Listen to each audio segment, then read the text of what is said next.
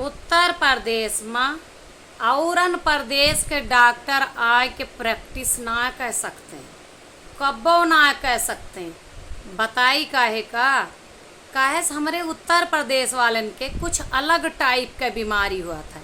अरे बीमारियाँ तो वह होते हैं, वह नाव ना समझ सकते हैं। जैसे अरे ये दादा मुड़वा पिरात है, पेटवा में आग लाग ही, कच्ची कच्ची डकारी आवत है, जलन बहुत ही छतिया में, पेटवा घड़घड़ात है, बहुत ज़्यादा भड़भड़ भड़भड़ होत है, गोड़वा पिरात है।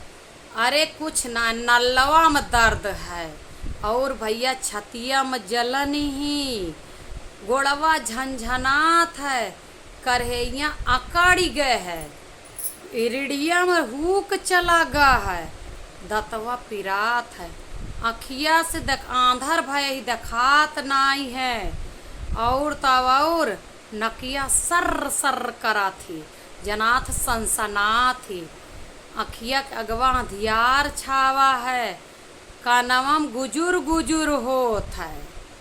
तो एका सब सुने के बाद माँ जोन डॉक्टर वे आवत है दूसरे स्टेट वाले, वह सोचत ही कोनो बीमारी चैप्टर आ कट गया रहा का, जब हम पढ़त रहन जोन हम ना समझ पाओ।